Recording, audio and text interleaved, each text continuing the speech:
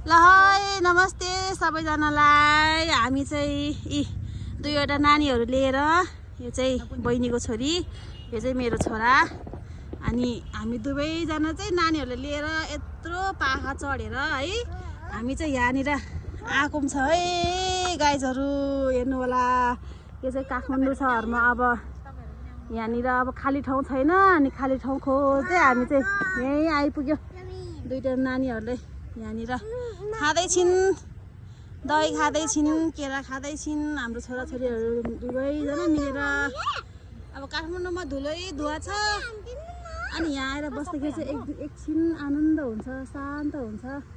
अनि दुईवटा नानीहरूलाई लिएर यहाँ आएको छौँ। प्रशंसा के खाएको? प्रशंसाले दही हो, चौसीले दही हो, मिठो छ, मिठो छ। ल अनि प्रशंसा के भन्नुपर्छ? सेसे है, सेसे भनेको चाहिँ थ्याङ्क यू। उसले चाहिँ चाइनिज भाषा बोलेको हुन् है। हाम्रो छोरी नेपाली भए पनि उसलाई चाइनिज भाषा बोल्न आउँछ है गाइज। ल चौसी के भन्नुपर्छ? Thank you. यस ल हामी चाहिँ यति घुम्न आयौँ, एकछिन घुमेर एकछिन सिपको पाउँ फिर्दैन। यो चाहिँ हामी तामाङ भाषा बोले है गाइज, हाम्रो सिक्रेट भाषा हो। अब कसले बुझ्नुहुन्छ होला कमेन्ट गर्नु होला। ल भनेको त्यो दही बाँकी बसेको थियो, अलिकति खानु न भनेको है। यो चाहिँ फेरि अन्यथा नसोचिदिनु होला। लु यही हो, हामी चाहिँ तलबाट यो बाटोबाट दुईवटा नानी बोक्दै बोक्दै बोक्दै यो टाढा चढेर आएको।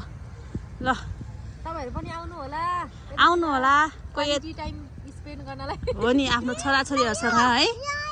अब काठमाडौँमा धुलो धुवा हुन्छ, गाडीको आवाजै आवाज हुन्छ, यस्तो शान्त ठाउँमा रमाइलो हुन्छ। के भयो छोरीलाई? बस्नु बस्नु बसेर खानु। ल ल किन डराउनु पर्यो? ल आजको लागि यति नै होला गाइज। ल सबैले के भन्नुपर्छ? सेसे थ्याङ्क यू। ल सबैले धन्यवाद है guys. Thank you for watching. Watching ल।